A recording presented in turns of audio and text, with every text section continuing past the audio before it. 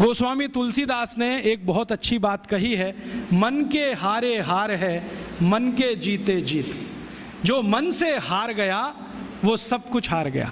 आप मन से हारना बंद कर दो, बहुत कुछ जीतने के लिए इस देश में। एक ताज़ा उदाहरण देता हूँ। आजकल भारत में एक खराब बीमारी घुस गई है, चिकनगुनिया।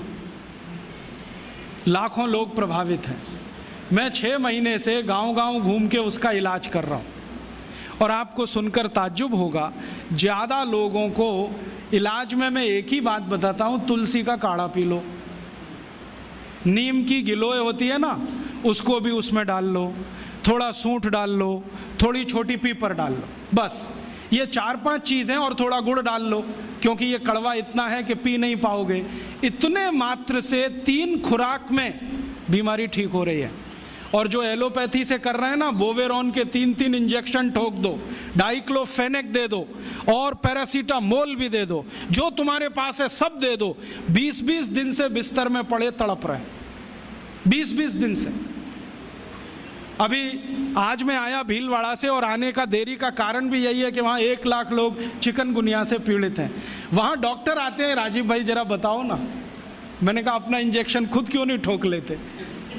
कहते हमें मालूम है इसके साइड इफ़ेक्ट क्या हैं, तो पेशेंट को क्यों नहीं बताते? इतने हरामखोर हो। तुम्हें मालूम है कि इसका साइड इफ़ेक्ट क्या है? वोवेरॉन लगाएंगे तो क्या होने वाला है? मुंह में छाले हो जाएंगे, गले में छाले हो जाएंगे, अल्सर भी हो सकता है। तुम जानते हो, फिर पेशेंट को क्यों नहीं बताते? ये हरामखोरी तुम में कहाँ से आ गई? अपने को इंजेक्शन ठोकोगे नहीं, उसको ठोकते जाओ, ठोकते जाओ। तुम्हें मालूम नहीं है ठीक नहीं होगा, फिर पैरासीटामोल देते जाओ, डाइक्लोफेनेक देते जाओ, नोवलजिन के इंजेक्शन लगाते जाओ। और दुर्भाग्य से एलोपैथी ने ये सब नाम 20 साल पहले बैन कर दिए। वो कहते हैं डाइक्लोफेनेक खराब है, पैरासीटामोल तो और भी खराब है, नोवलजिन तो 1984 से बैन है यूरोप में और अमेरिका में। वही इंजेक्शन यहाँ ठोक रहे हैं लगातार लगातार। दुष्परिणाम है कि मरीज ठीक ही नहीं हो रहे। और मैं आपको मेरा अपना तजुर्बा बताता हूँ। आप में से कुछ विद्यार्थी होम्योपैथी के हैं। आप जानते हैं कि होम्योपैथी की बहुत सारी दवाएं आयुर्वेद से ही निकली। तुलसी है ना, उसी से ओसीमम है। ओसीमम की 3-3 खुराक देके कर्नाटक में 70,000 रोगियों को चलता कर दिया। और वो 20-20 दिन से एलोपैथी खा रहे थे, रिजल्ट नहीं आ रहा है। ओसीमम 200 की 3 खुराक सफिशिएंट, और आदमी 20 दिन से तड़प रहा है बिस्तर में, न नींद आ रही है, न चैन मिल रहा है, इतनी उल्टियां हो रही हैं, बुखार उतर नहीं रहा है, सब तकलीफ है। 3 डोज दो, खत्म कहानी। मैंने उसको फिर कुछ ज़रूरत ही नहीं। और फिर आज स्थिति ये है कि कर्नाटक सरकार ने हमारे ये कैंपों के रिजल्ट देखने के बाद अपने डायरेक्टर्स और जॉइंट डायरेक्टर सबको लाइन से लगा दिया, जाओ राजीव दीक्षित के पास, सीखो उससे वो क्या दे रहा है और रिजल्ट क्यों आ रहे हैं। हमने 70,000 पेशेंट को दवा दी, 6 मरे, और उन्होंने 1,22,000 को दी, उसमें से मुश्किल से 6 बचे। ये कर्नाटक का हाल है। कर्नाटक में चिकनगुनिया इतना बुरी तरह से फैला है, कोई गांव नहीं बचा जहां चिकनगुनिया ना हो। मेरी तो स्थिति ये है कि कार्यकर्ता कम पड़ गए, डॉक्टर कम पड़ गए। अगर मेरे पास 1,000-2,000 डॉक्टर होते तो हम कर्नाटक के उन लाखों लोगों को बचा लेते जो मर गए पिछले 6 महीने। महाराष्ट्र में भी यही है। रिजल्ट मिलते हैं उन दवाओं से, तो भरोसा क्यों नहीं करें उनके ऊपर। ओसीमम तो तुलसी में से ही बनी है भाई, और तो क्या है, डाइल्यूशन फॉर्म में है, बस इतना ही तो है। और तुलसी का काढ़ा समझ लो मदर टिंचर फॉर्म है उसका, तो काढ़ा दे दो तो समझ लो मदर टिंचर दे दिया, और पोटेंसी में दिया तो डाइल्यूट करके दिया। और आप जानते हैं कि ये आयुर्वेद का ही सिद्धांत है कि औषधि की मात्रा जितनी कम रखो, असर उतना ही अधिक है। होम्योपैथी तो इसी पे काम करती है। तो अपने विज्ञान में दम तो है, अपनी विद्या में दम तो है, बस इसका प्रचार करने की बात है। प्रचार कौन करेगा? आप करेंगे। और इसका सबसे सरल तरीका है walk walk walk and talk talk talk. सबसे सरल तरीका। अगर आप इसका अपनी विद्याओं का प्रचार करना चाहते हैं, सरकार तो करेगी नहीं, क्योंकि वो एलोपैथी के चंगुल में फंसी है। हमारी सरकार के 2 मंत्रियों का तो मेरा तजुर्बा है पिछले 6 साल में। जब जब मैं उनके पास गया स्वास्थ्य मंत्री को मिलने के लिए, वो कहते राजीव भाई ये सब हमको समझता है, कर कुछ नहीं सकते, क्योंकि ऐसा जकड़ के रख लिया है। तो मैंने कहा इसमें आग तो लगा सकते हो, आग ही लगा दो, हनुमान जी की तरह से रावण की लंका एक बार जल जाए, कम से कम कहानी तो खत्म हो जाए। तो कहते हैं उतनी हिम्मत अभी तक नहीं आई है, आ जाएगी तो वो भी लगा देंगे। तो उनमें तो आने से रही, क्योंकि वो तो फंसे हैं अपने स्वार्थ में। आप इसको तैयारी करो, एक ना एक दिन ये विदेश से आई हुई चिकित्सा पद्धति के तंत्र को ऐसे ही उखाड़ के फेंकना है जैसे ईस्ट इंडिया कंपनी को उखाड़ के फेंका था हमने तो। क्योंकि ये जो विदेशी चिकित्सा पद्धति है इसमें कोई दम नहीं। मेरी आजकल दोस्ती हुई है अमेरिका के एक डॉक्टर से, उसका नाम है डीन ऑर्निश। मैं कभी मेल करता हूँ, वो कभी मुझे मेल करता है। थोड़े दिन पहले उसने कहा कि आपकी एक बात से मैं सहमत हूँ कि एलोपैथी में कोई दवा नहीं है, कोई औषधि नहीं है, जो भी है जहर है, आप ले लो। फिर आपकी ताकत कितनी है जहर पचाने की, ये इस पे निर्भर करेगा कि आप ठीक होते हैं या मरते। वो कहता हमारे पास कोई औषधि नहीं है, जहर ही जहर है, आप चाहो तो ले लो। तो मैंने कहा आपको ये बताया किसने, क्योंकि ये ज्ञान तो कोई आयुर्वेद का ज्ञाता ही दे सकता है। तो उसने कहा कि ये ज्ञान मुझे स्वामी शिवानंद से मिला। शिवानंद जी का नाम आप जानते हैं, महान तपस्वी, महान योगी, जिन्होंने भारत छोड़ दुनिया भर में आयुर्वेद के प्रचार के लिए काम किया, योग और प्राणायाम के लिए प्रचार का काम किया। उनसे सीखा डीन ऑर्निश ने। अब डीन ऑर्निश क्या कहता है, वो कहता है कि भारत की चिकित्सा पद्धति में इतना दम है कि लौकी के रस से हार्ट अटैक या कार्डियक अरेस्ट या ब्लॉकेज को रिवर्स किया जा सकता है, सिर्फ लौकी के रस से। और वो क्या करता है, अमेरिका कनाडा में शिविर लेता है, 500-500 रोगियों को बुलाता है, स्त्री और पुरुष सबको, और एक ही बात बताता है, लौकी का रस पियो। अब लौकी तो होती नहीं वहाँ, क्योंकि लौकी जो है ना ठंडे देश में हो नहीं सकती, तो लौकी यहाँ से जाती है। एक बार मैंने उसको ईमेल करके पूछा, भाई आप लौकी कहाँ से मंगाते हैं? तो उसने कहा भारत से। भारत में कहाँ से? उसने कहा हैदराबाद के पास कोई गांव है, वहाँ के कुछ किसानों से मैंने कॉन्ट्रैक्ट साइन किया है, वो रोज़ लौकी बनाते हैं, माने उगाते हैं। फिर हैदराबाद एयरपोर्ट से सवेरे की पहली फ्लाइट उड़ती है 3:30 बजे, उसमें लौकियाँ भर के जाती हैं। तो मैं गया वो गाँव देखने के लिए, तो वहाँ कुछ किसान हैं जिन्होंने उससे डील किया हुआ है, उनकी पूरे खेत में लौकी ही लौकी लगा रखी है, और उन्होंने गाय रखी हुई है, गाय का गोबर ही डालते हैं, क्योंकि डीन ऑर्निश कहता है कि जो यूरिया का डाला तो लौकी काम ही नहीं आती, हाँ रिवर्सल नहीं होता, तो गाय के गोबर से लौकी बनाते हैं। और जो एक लौकी भारत में तो मुश्किल से 2 रुपए की बिकती हो, वो किसान डीन ऑर्निश को 60-65 रुपए में एक लौकी बेचते हैं। डीन ऑर्निश कहता है मुझे घाटा नहीं है, क्योंकि ये मैं $50 में बेचता हूँ। $50 माने 50 गुणा 45, एक लौकी बेचता है। और करोड़ों करोड़ों अमरीकी और कनेडियन और यूरोप वासी उसकी लौकी का रस पी पी के ठीक हो रहे हैं। आते हैं, थोड़ा योग सिखा देता है, वो 1-2 चीज़ें जानता है, ज़्यादा उसको नहीं आती, अनुलोम विलोम सिखाता है वो, क्योंकि शिवानंद जी ने उसको कुछ सिखाया होगा। थोड़ा अनुलोम विलोम सिखाता है, थोड़ा भस्त्रिका करा देता है, लौकी का रस पिलवाता है और उसको ठीक कर रहा है। अब उसने किताब लिख मारी, देखो कैसे बेईमान लोग हैं, किताब लिख मारी और दुनिया में अथॉरिटी हो गया। डीन ऑर्निश लौकी पर अथॉरिटी हो गया, सारी दुनिया मानती है कि ये लौकी का विशेषज्ञ है। लेकिन दुनिया जानती नहीं है कि विशेषज्ञ तो स्वामी शिवानंद थे, जो उसको फोकट में ये सिखा गए, अब उसने इसको धंधा बना दिया। और ये डीन ऑर्निश अकेला नहीं है, यूरोप और अमेरिका में अब बहुत डॉक्टर ऐसे हैं जो ये कहते हैं बैक टू द नेचर, हमारे पास दवा नहीं है, हमारे पास औषधि नहीं है, जो है तो प्रकृति में है, पेड़ पौधों में है, जड़ी बूटियों में है, वो वहाँ लौट रहे हैं और आने वाला समय उन्हीं का है। जर्मनी की सरकार एक यूनिवर्सिटी बनाने जा रही है $100 अरब के खर्चे से, जो सिर्फ आयुर्वेद पे ही काम करे। अमेरिका की सरकार अरबों डॉलर इन्वेस्ट कर रही है, क्योंकि अमेरिका की सरकार जानती है 20 साल के बाद यही चलने वाला है, तो धड़ाधड़ पेटेंट ले रहे हैं। हल्दी पे ले लो, इस पे ले लो, इस पे ले लो, और हम अभी भी गहरी नींद में सो रहे हैं। अगर दम नहीं होता हल्दी में तो अमेरिकी सरकार ने 33 पेटेंट कैसे ले लिए? दम नहीं होता काली मिर्च में तो वहाँ 22 पेटेंट हैं काली मिर्च पर। और सबसे लेटेस्ट पेटेंट पता है काली मिर्च का क्या है? कि इसको चूसो तो खांसी ठीक हो जाती है। अमेरिका ने इस पे पेटेंट किया हुआ है कि काली मिर्च को चूसने मात्र से खांसी ठीक हो जाती है। ये तो हमारे देश में लाखों माताएं बहनें रोज करती हैं, सब जानते हैं कि काली मिर्च को चूसो तो खांसी ठीक हो जाती है। उन्होंने पेटेंट करा लिया इस पर, हमें मालूम ही नहीं है। अब तो गोमूत्र पर पेटेंट करा ले रहे हैं वो तो लूट रहे हैं हमारी संपत्ति को। हम सो रहे हैं अभी भी कुंभकर्ण की नींद में।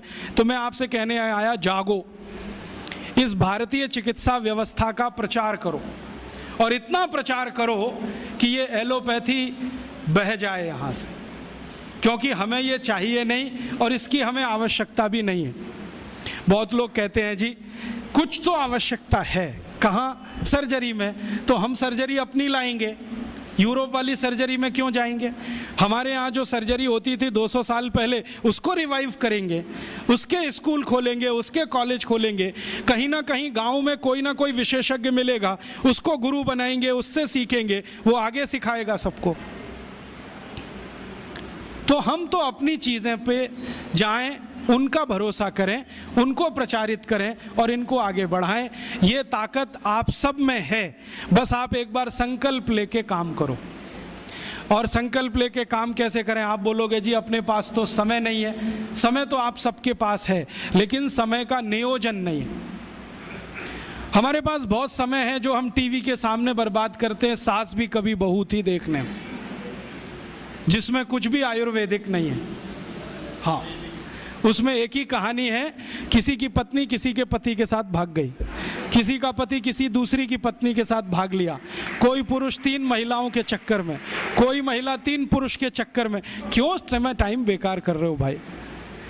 ये सास भी कभी बहू थी बिल क्लिंटन को देखने की चीज़ है, क्योंकि वो एक्स्ट्रा मैरिटल अफेयर्स का चैंपियन रहा है। वो देखे तो समझ में आता है, हम क्यों इसमें समय खराब करें? तो ये टीवी में फालतू समय जाता है, इसको बचा लो। और सिनेमा में जाता है वो और ज़्यादा बचा लो, क्योंकि सिनेमा में कोई मनोरंजन नहीं है। अब ये क्या मनोरंजन है? एक हीरो एक हीरोइन शुरू में अलग हो जाएंगे, अंत में मिल जाएंगे, बीच में विलेन आएगा, थोड़ी देर डिशुम डिशुम, कहानी खत्म। क्या है मनोरंजन? फिर उसमें कोई हीरो आएगा, 25 मंजिल की इमारत पे चढ़ेगा, कूदेगा, और पेंट भी नहीं फटेगी उसकी, 25 मंजिल से कूदेगा। फिर एक हीरो आएगा, मोटरसाइकिल लेके चलेगा, दीवार तोड़ के निकलेगा, सिर नहीं फटेगा, दीवार फट जाएगी। फिर एक हीरो आएगा, डिशुम डिशुम करेगा, 1 मिनट में 20 गुंडों को मारेगा। अब ये हीरो इतने ही ताकतवर हैं तो सरकार ने ट्रक भर भर के कारगिल युद्ध में क्यों नहीं भेज दिया इन सभी? भैया ये हीरो नहीं है, सब जीरो हैं। मालूम है ये सब दाऊद इब्राहिम के चेले हैं। आपको मालूम है सीबीआई इंक्वायरी चल रही है, एक एक की कलई खुल रही है। पता चला वो दाऊद इब्राहिम के घर में जाके नाच के आते हैं, दाऊद इब्राहिम के दिए गए पैसे से फिल्में बनाते हैं। और दाऊद इब्राहिम इस समय मोस्ट वांटेड क्रिमिनल है, जिसको पुलिस गिरफ्तार करना चाहती है, क्योंकि बम ब्लास्ट सबसे ज़्यादा वही कराता है। उस दाऊद इब्राहिम के पैसे पे नाच गाना करने वाले ये नचनिए गवनिए, ये हमारी ज़िंदगी का करोड़ों घंटे खा जाएं, तो ये हमारी मूर्खता है। अपनी इस मूर्खता से थोड़ा बाहर आओ, फालतू में ये समय बर्बाद मत करो। क्योंकि विद्यार्थी जीवन में मैं बहुत सुना करता था, टाइम इज़ मनी, और इसको आप खर्च कर रहे हो, और आप जानते हैं गया हुआ समय वापस नहीं आएगा। तो ये फालतू समय सिनेमा में, टीवी में जो बर्बाद कर रहे हो, इसको भारतीय चिकित्सा पद्धति के प्रचार में लगाओ। अब आप बोलोगे जी प्रचार कैसे होगा? तरीके मैं बताता हूँ। आप छोटी छोटी टीम बनाओ, ग्रुप बनाओ। आप तो थोड़ा होम्योपैथी जानते हो ना, तो होम्योपैथी में ऐसी बहुत दवाएं हैं जिनको सेलेक्ट करो जिनका बेस आयुर्वेद का है, और खासकर ऐसी बहुत दवाएं हैं जो 100% वेजिटेरियन है, माने फूल पौधे पत्ती से बनी हुई है ना, उनकी एक सूची बनाओ।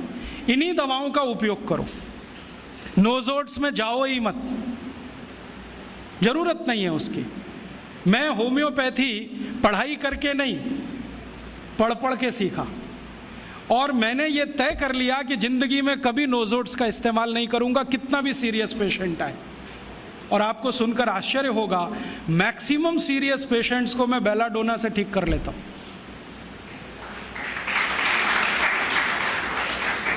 एक बार एक होम्योपैथिक कॉलेज के प्रिंसिपल ने मुझे पूछा कि राजीव भाई, आपकी बेलाडोना इतनी पसंदीदा मेडिसिन क्यों है? मैंने कहा ये सभी क्रोनिक केस क्लियर करती है। कैसे करती है? मैंने कहा ध्यान से देखो तो बहुत सारे पेशेंट में बेलाडोना ही निकलती है, हम ध्यान नहीं देते इसलिए इधर उधर भटकते रहते हैं। जब अकेली बेलाडोना इतने काम कर सकती है तो काय को ऐसी मेडिसिन में जाना जो अपनी चरित्र से, प्रकृति से, स्वभाव से मेल नहीं खाती। भारत में जानते हैं मैक्सिमम लोग शाकाहारी हैं, तो स्वभाव हमारा शाकाहारी पने का है, तो दवाएं भी वही सेलेक्ट कर लो जो शाकाहारी हैं। इन दवाओं की सूची बना लो और इनको लेके गांव-गांव जाओ। रविवार में जब छुट्टी होती है 2-3 घंटे के चिकित्सा शिविर लगाओ, पहले उनको थोड़ा चिकित्सा का ज्ञान दो। हमारे देश में अब मुझे ये समझ में आने लगा है कि किसी भी भारतीय नागरिक को चिकित्सा सुविधा की ज़रूरत नहीं है, चिकित्सकीय ज्ञान की ज़रूरत है। हेल्थ फैसिलिटीज़ नहीं चाहिए, नॉलेज चाहिए। नॉलेज की बहुत कमी, और इतनी कमी है कि पढ़े लिखे लोग उससे ज़्यादा पीड़ित हैं। छोटी छोटी बातें नहीं जानते। पानी को उबाल के पीना ये इतनी छोटी सी बात है, लेकिन आज के समय की बीमारियों में सबसे इफ़ेक्टिव है, खासकर 3 महीने की ये जो। तो आप उनको बता दो भैया पानी उबाल के पियो, उबाल के पानी पीने से क्या होता है वो समझा दो उनको, 10 मिनट में समझ में आ जाएगा। फिर उनसे कहो कि खाना खाते हो तो कुछ ये खाओ ये मत खाओ, क्योंकि दिनचर्या ऋतुचर्या जो आयुर्वेद की है ना वो जरूर सीख लो। दिनचर्या और ऋतुचर्या जरूर सीखो, आयुर्वेद की बहुत आवश्यक है। और आपको मैं एक किताब का नाम बोल के जाता हूँ, इसको पढ़ो। भगवत गीता जैसे पढ़ी जाती है, रामचरितमानस जैसे पढ़ी जाती है, उस किताब का नाम है अष्टांग हृदय। इसका एक दूसरा नाम भी है अष्टांग संग्रह, पुराना नाम अष्टांग हृदय। ये किताब का जो स्वस्थ व्रत है ना, वो ऐसे पढ़ो जैसे आप धार्मिक पुस्तक पढ़ते हो, और उसको बार बार पढ़ो तो याद हो जाएगा, कंठस्थ हो जाएगा। उसमें 2000 सूत्र हैं। ये सूत्र लोगों को बताना शुरू कर दो। छोटे छोटे सूत्र हैं, जैसे खाना खाने के बाद पानी मत पियो, स्वस्थ रहना है जिंदगी भर तो खाने के 1 घंटे के बाद पानी पियो। क्यों नहीं पिए वो आप सब जानते हो, सरल भाषा में उनको समझा दो। फिर उनको बोलो पानी पियो तो घूंट भर भर के पियो, सिप करके पियो, ताकि ज़्यादा लार शरीर में जाए, वात पित्त कफ तीनों संतुलित रहे। ठंडा पानी कभी मत पियो।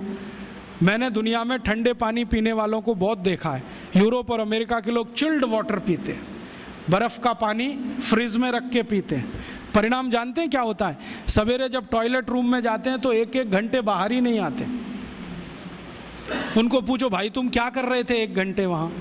तो कहते हैं न्यूज़पेपर पढ़ रहे थे, मैगज़ीन पढ़ रहे थे। क्यों पढ़ रहे थे? स्टूल पास नहीं होता। क्यों नहीं होता? कॉन्स्टिपेशन है, जोर लगाना पड़ता है फिर भी नहीं होता। गाना भी गाते हैं मेरे सपनों की रानी कभी आएगी, फिर भी नहीं आती।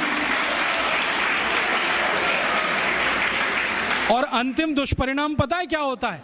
उनको पेट साफ तो होता नहीं, तो सांस में से भयंकर बदबू आती है।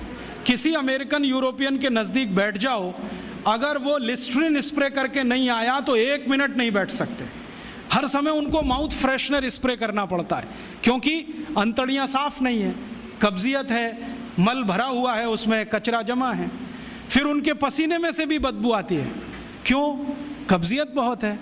और पसीने की बदबू दूर करने के लिए डिओडोरेंट स्प्रे करते रहते हैं। और आप तो सब जानते हो कि अगर कब्जियत है तो बाल भी कड़क रहते हैं, तो उन कड़क बाल को सॉफ्ट करने के लिए क्या क्या सब करते हैं। शैम्पू लगाते हैं, शैम्पू के बाद पता नहीं क्या क्या लगाते हैं। ये सब वो जो करते हैं ना, उनकी मजबूरी है, स्टेटस सिंबल नहीं है।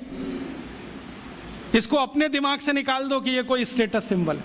तो सरल भाषा में समझाओ, ठंडा पानी पीने से ये होता है, मत पियो, समझ जाएंगे। फिर उनको बोलो सवेरे उठो तो सबसे पहले पानी पियो। फिर उनसे बोलो खाना खाओ तो बैठ के खाओ, कभी भी खाना खाओ तो पूर्व दिशा में मुंह करके खाओ, सो तो पूर्व दिशा में। ये अष्टांग हृदय में इतने अद्भुत छोटे छोटी बातें हैं तो संस्कृत में है, लेकिन अब तो उसका हिंदी भी आने लगा है, तो हिंदी ले लो, हिंदी वर्जन ले लो, इसको पढ़ो, बार बार पढ़ो, और ये जाके गांव में सबको बताओ। फिर उनको कहो देखो ये तो है स्वस्थ रहने के लिए, अब तुम बीमार पड़ो तो बताओ तुम्हारी बीमारी क्या है, ये बीमारी है तो ये दवा है, ये बीमारी है तो ये दवा है। और मेरा आपसे एक निवेदन जरूर है कि अगर आप होम्योपैथी से भी इलाज करो तो उसकी मूल दवा जरूर बता दो, उनको ये ग्रीक और रोमन नाम में मत फंसाओ। आप कहोगे जी मैं तो ऑसिमम दे रहा हूँ, ये उनको कहो ये तो तुलसी का रस है भैया, तुम्हारे घर में फूलों से बनी हुई है, आसानी से मिलती है, जयपुर में मिलती है, दिल्ली में मिलती है। भंडारी वालों को अक्सर ऑर्डर दे के रखो, हमको इतनी भेजो, उनको जो पता चल गया कि आप प्रचार के लिए कर रहे हो तो मुफ्त में भी दे देंगे आपको। तो इस तरह से आप गांव गांव जाओ, छोटे छोटे शिविर लगाओ, गांव वालों को इकट्ठा करो।